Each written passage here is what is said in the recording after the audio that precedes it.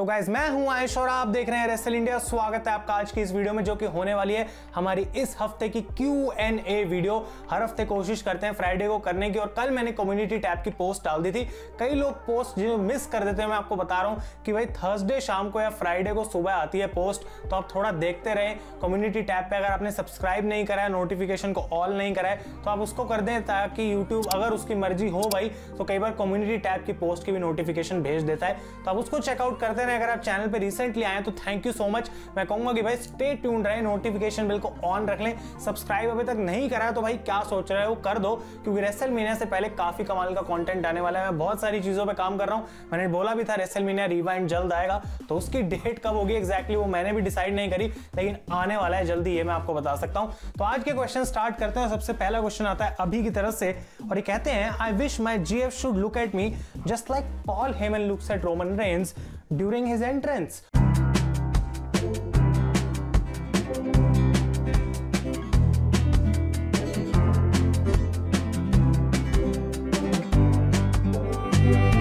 और यहाँ पे इन्होंने आई थिंक थोड़ी सैड इमोजी, रोने वाली इमोजी बनाई है, और इस कमेंट पे 16 थम्स अप है। आई थिंक टॉप रेटेड था। मुझे लगता है कि सिर्फ कमेंट्स में 16 लोगों के पास पहली बात तो गर्लफ्रेंड है, और बाकी लोग मतलब शायद चाह रहे होंगे ये चीज उनके साथ भी हो, लेकिन रोमन रेंस को जैसे पॉल हेमन देखते हैं, आप चाहते हैं कि आपकी गर्लफ्रेंड भी आपको वैसे देखे, तो भाई ये टास्क उतना इजी तो रहने वाला नहीं। और मैंने तो कभी कभी ये भी देखा है कि पॉल हेमन रोमन रेंस से डरते भी हैं, तो क्या आप चाहते हैं कि आपकी GF भी आपसे डरने लग जाए? और अगर कोई ऐसा है बंदा जो इतना ज्यादा शातिर है कि भाई ऐसा करने में वो सक्सेसफुल हो गया, तो भाई अपना एक्सपीरियंस जरूर शेयर करना कमेंट्स में, क्योंकि ये है तो एक सैड सिचुएशन, लेकिन इसका सोल्यूशन अगर मेरे पास होता तो भाई मैं आपको जरूर करके दिखाता, लेकिन मुझे लगता नहीं है कि ये करना आसान है। अब अगला क्वेश्चन आता है यहाँ पे देवराज की तरफ से, और ये पूछते हैं is it possible that AJ wins elimination chamber and then AJ versus Edge at WrestleMania? देखो भाई, होने को तो कुछ भी हो सकता है रोड टू रेसलमेनिया, लेकिन मैं क्या ये देखना चाहूंगा? I will say no. और इसका रीजन ये है क्योंकि भाई देखो, ड्रू मैकिंटायर एक बहुत कमाल के चैंपियन रहे हैं, और उनकी रेंज जल्द खत्म होने वाली है, मुझे ऐसी फीलिंग आ रही है। लेकिन एलिमिनेशन चेंबर जैसा पेपर व्यू जहां पे उनको रेंज खत्म करी जाए उनकी, या फिर जो अगला मेजर चैंपियन है वहां पे हमें देखने को मिले, ये मैं नहीं देखना चाहता। AJ स्टाइल्स को आई थिंक WWE किसी और मैच में इन्वॉल्व करेगी, और तभी हम बात कर रहे हैं ट्रिपल एच जैसे किसी बड़े सुपरस्टार की, जो कि अगर एक मैच लड़ेगा तो वो AJ से लड़ सकता है। और एज का जहां तक सवाल है, मुझे लगता है वो रोमन को ही चैलेंज करने वाले हैं, तो मुझे लगता है वो स्मैकडाउन पे ही जाएंगे। अगला क्वेश्चन आता है यहाँ पे स्पाइडर्म की तरफ से। भाई क्या यूनिक है नाम है, स्पाइडरमैन भी नहीं है, ये है स्पाइडर्म। मुझे पहले कुछ और ही लगा ये पढ़ने में, लेकिन भाई who is your favourite WWE superstars men's and women's nowadays? Men's में देखो तो दोनों ही चैंपियंस काफी कमाल कर रहे हैं, Roman Reigns, Drew McIntyre. NXT पे भी आई थिंक कि फिन बैलर ठीक तो है, लेकिन उनकी रेन उतनी अच्छी नहीं। मुझे जॉनी गार्गानो ज्यादा पसंद आ रहे हैं, पता नहीं क्यों NXT पे आजकल। और AEW की मैं बात करूं तो Kenny Omega, Jon Moxley, Darby Allin, कई सारे नाम है, MJF, क्रिस जेरिको, जो काफी अच्छे भी लग रहे हैं। तो ओवरऑल काफी सारे हैं। और अगर वुमेन्स डिवीजन की बात करी जाए तो आई थिंक कि सबसे बढ़िया वुमेन्स डिवीजन इस समय NXT की है, और ये एक हार्श रियलिटी है, क्योंकि मेन रोस्टर के ऊपर Sasha, Bianca, Bayley, Asuka, Charlotte and I think अगर रिया रिप्ले आती हैं, 6 ऐसी सुपरस्टार्स हैं जो कि शायद मुझे पसंद है। लेकिन अभी इस समय मुझे लगता है कि NXT की जितनी भी वुमेन्स डिवीजन बढ़िया कर रही है, इयो शिराई, टोनी स्टॉर्म, मर्सिडीज मार्टिनेज, उनमें मुझे ज्यादा इंटरेस्ट आ रहा है। अगला क्वेश्चन आता है यहाँ पे सागर की तरफ से, is it possible that Brock Lesnar return after men's elimination chamber with Drew McIntyre retain and start celebration, and finally the beast back home destroys his celebration and WrestleMania build up begins? तो ये कहने हैं कि Lesnar वापस आ जाए elimination chamber में, Drew match जीत गया, वो सेलिब्रेट कर रहा है और उसको आकर अटैक कर दिया। होने की पॉसिबिलिटी बहुत ज्यादा है, और मेरी प्रिडिक्शन अभी भी कहीं ना कहीं यही है कि Brock Lesnar versus Drew McIntyre का मैच होगा। और इसको मैं 100% इसलिए नहीं कह सकता क्योंकि ऐसा कोई रूमर ही नहीं है, और ये बहुत कमाल की बात है कि ब्रॉक लेसनर के बारे में कोई खबर नहीं आ रही है ऑनलाइन कि क्या उनका कॉन्ट्रैक्ट रीन्यू हो चुका है, क्या उनको कुछ नई डील ऑफर करी गई है, क्या वो वापस आएंगे, क्या वो रेसलमेनिया का पार्ट होंगे, ऐसा कोई आइडिया नहीं है हमको अभी तक। तो क्या लेसनर आएंगे, वो एक बहुत बड़ा क्वेश्चन मार्क है। लेकिन आपने जो कमेंट करा है सागर, मुझे लगता है डेफिनेटली इसकी होने की पॉसिबिलिटी है, और अगर होता है तो मुझे लगता है WWE यूनिवर्स भी बहुत खुश होगी। अगला क्वेश्चन आता है यहाँ पे आदित्य की तरफ से, एज का हील टर्न पॉसिबल है रेसलमेनिया में? Question mark, hint, Roman versus Edge, no contest ending, Drew McIntyre versus Edge, Edge will turn heel, your opinion on this? भाई देखो, अगर रोमन रेंज और एज का मैच होता है तो एज के हील टर्न की कोई सेंस नहीं बनेगी, क्योंकि रोमन रेंज पहले हील है, और ड्रू मैकिंटायर में अगर वो हील टर्न करते हैं तो मैं तो एज को हमेशा से ही कहता हूं कि एज ए हील वो काफी कमाल है। लेकिन रेसलमेनिया में क्या ये चीज होगी, आई डोंट थिंक कि एज को यहाँ पे वो इतना बेबी फेस की तरह बिल्ड करेंगे और उसके बाद वो वहां पे हील टर्न करेंगे। अगर ऐसा होता है तो बहुत ज्यादा बड़ी शॉकिंग मोमेंट होगी, मैं तो पागल हो जाऊंगा और देखना पसंद करूंगा। लेकिन मैं रियलिस्टिक तरीके से बता रहा हूं कि शायद ऐसा ना हो, लेकिन मजा आ जाएगा अगर ऐसा हुआ तो। अगला क्वेश्चन आता है गाइस यहाँ पे मयंक की तरफ से, और ये लिखते हैं, is Baron Corbin the best heel in modern times? यहीं पे रुक जाऊंगा, मैं आपको भी पूछूंगा यस और नो, छोटा सा आपको आंसर लिखना है, क्या Baron Corbin best heel in modern time है? अब आगे बढ़ते हैं क्वेश्चन में, और ये कहते हैं कि क्योंकि ऐसा ही लगता है कि सिर्फ बैरन कॉर्बिन इकलौते ऐसे सुपरस्टार हैं जो एक्चुअली में लोग जिनको हेट करते हैं और ये बेबी फेसेस को काफी अच्छा दिखाते हैं, मतलब जो भी इनके साथ रिंग में बेबी फेस आता है वो काफी बढ़िया लगता है। और more over in recent time people have started cheering heels but not him. तो पॉइंट्स काफी वैलिड है आपके, मैं ये नहीं कहूंगा कि आप बिल्कुल गलत कह रहे हैं, लेकिन साथ के साथ मैं इस चीज से अग्री नहीं करूंगा। मुझे नहीं लगता कि मॉडर्न टाइम में कॉर्बिन बेस्ट हील है, उनका काम काफी अच्छा है, लेकिन उनको कभी कोई उस टाइप की स्टोरी लाइन या फिर उतनी हाइप नहीं दी जाती, उनके कैरेक्टर में उतना कुछ है नहीं जिसको मैं बोलूं कि काफी कमाल का हील है। जैसे रोमन रेंज के कैरेक्टर में कई सारे ऐसे पॉइंट्स हैं जो उनको हील बनाते हैं और उसकी वजह से हम उनको पसंद करते हैं। ऐसे ही अगर हम AEW के अंदर देखें तो MJF एक प्राइम एग्जांपल है, और मुझे लगता है अगर ओवरऑल हम देखें तो इस समय पे रैंडी ऑर्टन और साथ के साथ MJF दो सबसे कमाल के हील सुपरस्टार्स हैं, और रोमन रेंज तो है ही साथ साथ। तो बैरन कॉर्बिन एक अच्छे हील जरूर है, लेकिन मैं ये नहीं बोलूंगा कि best heel in modern times है।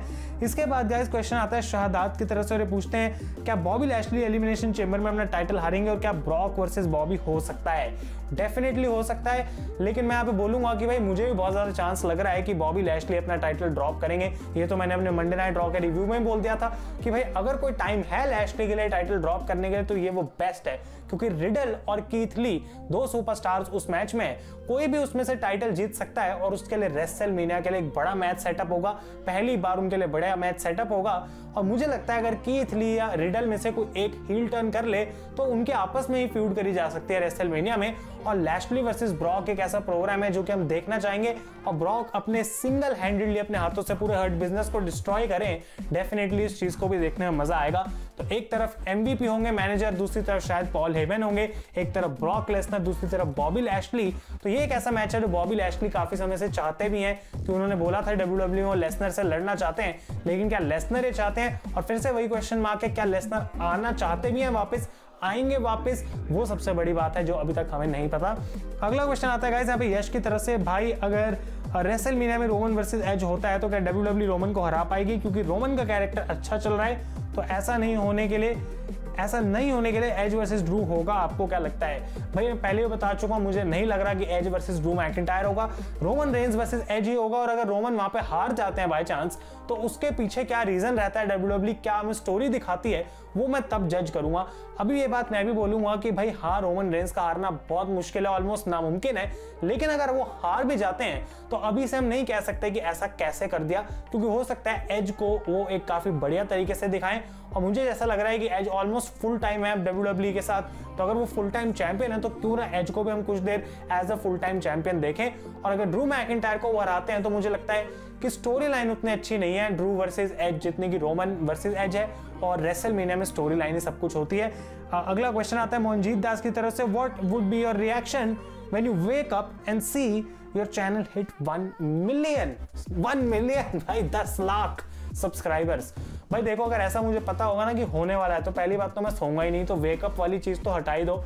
ऊपर से जब 1 मिलियन सब्सक्राइबर्स होंगे तो भाई मैं आप लोगों के लिए कुछ बहुत स्पेशल करूंगा, वो क्या होगा वो मुझे भी नहीं पता, लेकिन क्या वो हो भी पाएगा कभी 1 मिलियन वाली चीज, पता नहीं, अभी तो हम बहुत ज्यादा दूर हैं। तो डेली मेहनत करते रहते हैं, आप लोगों का सपोर्ट ऐसे दिखता रहेगा, क्योंकि यूट्यूब एक ऐसी चीज है ना भाई जो कभी भी हाथ पकड़ भी लेता है और ऐसे भगा के भी ले चलता है अपने साथ, और फिर एकदम सही जो है वो हाथ छोड़ के साइड में फेंक भी सकता है। तो कुछ सर्टन नहीं है यूट्यूब के साथ, हो सकता है कि 5 लाख सब्सक्राइबर में 2 साल लग गए और फिर अगले 5 लाख एक ही साल में हो गए, तो ऐसा भी होता है बहुत सारे यूट्यूबर्स के साथ। लेकिन एट द एंड मेरा काम यही है कि मैं कंटेंट बनाते रहूं, और जब 1 मिलियन सब्सक्राइबर्स होंगे तो आपको रिएक्शन मेरा देखने को मिल ही जाएगा। अगला क्वेश्चन आता है समर की तरफ से, पूछते हैं, I don't know why but I am losing interest in wrestling and I really figure out the reason. तो भाई अगर आपने फिगर आउट करा है रीजन, क्योंकि मुझे लग रहा है आप लिखना चाहते थे, आपको पता नहीं क्यों ऐसा हो रहा है, लेकिन अगर आपने रीजन फिगर आउट कर लिया है कि रेसलिंग क्यों बोरिंग है, प्लीज आप कमेंट्स में मुझे जरूर बताएं। लेकिन इस पॉइंट से मैं एग्री करूंगा और मैं थोड़ा सा ही बोलूंगा कि भाई देखो, रेसलिंग एक ऐसी चीज है जिसमें इंटरेस्ट कभी भी लूज हो सकता है, कभी भी आ सकता है। मैं क्योंकि यूट्यूब बनाता हूं तो मेरे को तो रेसलिंग देखनी ही है, तो ऐसा नहीं है कि अगर मुझे पसंद नहीं आए तो भाई बंद करो, हटाओ इसे, क्योंकि आप लोगों के लिए मुझे कंटेंट कवर करना है। तो मैं कोशिश करता हूं जो भी हो रहा है उसमें इंटरेस्ट लूं, जो चीज मुझे पसंद नहीं आती वो भी मैं आपको बोलता हूं। तो मुझे तो सब कुछ अपने ओपिनियंस बेसिकली शेयर करने हैं, लेकिन जैसे जैसे हम लोग बड़े हो रहे हैं, हमारी लाइफ में कई सारी चीजें आ रही हैं, लोगों के स्कूल हैं, बोर्ड के एग्जाम्स हैं, तो वो प्रायोरिटी जो है ना रेसलिंग की, वो बड़े बड़े जैसे होते जाते हैं लोग, वो कम कम होती जाती है। और इसी की वजह से रेसलिंग की एक चीज है थोड़ी अजीब है कि धीरे धीरे ऑडियंस जो है नई कम आ रही है और जो लोग खत्म है वो ज्यादा तेज स्पीड से हो रहे हैं, क्योंकि एक सर्टेन एज के बाद लोग रेसलिंग को उतना फॉलो करते नहीं है। ये गाइस थोड़ी सी बेकार बात है। अगला क्वेश्चन आता है संजीव की तरफ से, what are your thoughts on WrestleMania 37 theme song save your tears. भाई देखो, मैं तो इतना ही बोलूंगा, सेव योर टीयर्स एक बहुत बढ़िया गाना है, बहुत कमाल का गाना है, लेकिन ब्लाइंडिंग लाइट्स जो गाना है ना, वो मतलब आउट ऑफ दिस वर्ल्ड गाना है, मतलब बेस्ट था वो। और मेरे को लग रहा था शायद वही यूज कर लेते तो मजा आता, लेकिन फिर बिल्कुल ही कॉपी पेस्ट लगता। तो इस बार हमें सेव योर टीयर्स देखने को मिलेगा और वो भी काफी अच्छा गाना है। अगला क्वेश्चन आता है यहाँ पे राजीव की तरफ से, पूछते हैं, bro I know it's a weird question but tell the relationship WWE presents between Scarlett and Karrion Kross. Is it a husband and wife or a manager or client because it looks very intimating? तो basically ये कह रहे हैं कि भाई काफी प्यार व्यार दिखाया जाता है कैरियन क्रॉस और स्कारलेट के बीच में। क्या इनका जो रिलेशनशिप है वो मैनेजर की तरह है या फिर एक्चुअली में बीवी और हस्बैंड या फिर वाइफ और हस्बैंड की तरह दिखा रहे हैं? तो देखो भाई, रियल लाइफ में तो ये दोनों एक दूसरे को डेट कर रहे हैं, हस्बैंड वाइफ है नहीं, लेकिन स्टोरी जो टीवी पे दिखाई जा रही है वो ऐसे कि स्कारलेट सब कुछ कंट्रोल कर सकती हैं और कैरियन क्रॉस एक ऐसा मॉन्स्टर है जिसको सिर्फ स्कारलेट ही अंडर कंट्रोल ला सकती हैं, नहीं तो वो अगर अनलीश हो गया तो कोई उसे नहीं रोक पाएगा। इस वजह से भी क्योंकि कैरियन क्रॉस प्यार करते हैं स्कारलेट को और स्कारलेट के पास पावर है, जैसा कि हम देखते हैं टैरेट कार्ड्स वो यूज कर रही हैं, कुछ ब्लैक मैजिक वगैरह, हमेशा ब्लैक कपड़े वो पहनती हैं, उनके पास पावर है दूसरे बंदों को बात मनवाने की, और कैरियन क्रॉस पे जो उनका कंट्रोल है वो उस टाइप का रिलेशनशिप है। तो काइंड ऑफ ए मिक्सचर है, एक लव स्टोरी भी चल रही है साथ साथ, जो कि आज तक हमें कभी जानने को तो मिली नहीं क्या स्टोरी है, लेकिन ऑब्वियसली वो उनकी मैनेजर भी हैं। रिसेंटली कल ही हमने NXT पे देखा कि वो जाती हैं विलियम रीगल के पास और क्या कैरियन क्रॉस के एक मैच के लिए वो उनको कहती हैं ऑफिशियल करने को, तो डेफिनेटली मैनेजर भी वो हैं कहीं ना कहीं। अगला क्वेश्चन आता है यहाँ पे एम फाज की तरफ से, पूछते हैं, महाबली शेरा रिटर्न में आ गया मतलब इम्पैक्ट रेसलिंग के अंदर, तो क्या वो AEW में जा सकते हैं? क्योंकि AEW और इम्पैक्ट ऑब्वियसली एक डील में है और महाबली शेरा एक अच्छे सुपरस्टार रह सकते हैं, क्योंकि ऑब्वियसली एक इंडियन सुपरस्टार को हम देखना चाहेंगे ऑल एलीट रेसलिंग के अंदर। और कहते हैं, love your video specially your new series, I always excited for your series, please do more series. भाई बहुत सारी सीरीज आएंगी, बहुत कुछ है बनाने के लिए, तो थैंक यू सो मच आपके इस कमाल के कमेंट के लिए।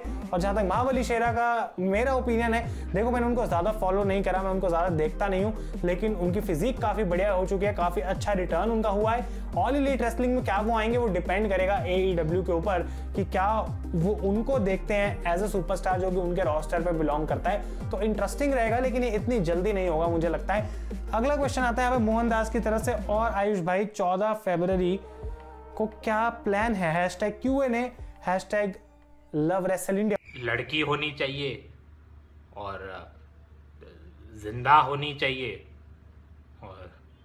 और बस। तो भाई देखो, 14 फरवरी का कुछ एज सच प्लान, संडे है तो संडे का क्या प्लान होगा? उठेंगे, वीडियो बनाएंगे, आपको वीडियो दिखाएंगे, आप लाइक मारोगे, कमेंट करोगे और हम जो है फिर वापस सो जाएंगे और फिर उठ के फिर वीडियो बनाएंगे। ऐसा ही गुजरता है हमारा। और वैसे तो पूरा वैलेंटाइन वीक है ना, ये चॉकलेट, हग, टेडी, ये वो सब कहाँ है भाई? अब कोविड में ये सब चल रहा है कि नहीं, आई डोंट नो, लेकिन मेरा एज सच कोई प्लान है नहीं। अगला क्वेश्चन आता है अदनान की तरफ से, भाई तेरे सेकंड चैनल पर गेमिंग से रिलेटेड स्टफ कब आएगा?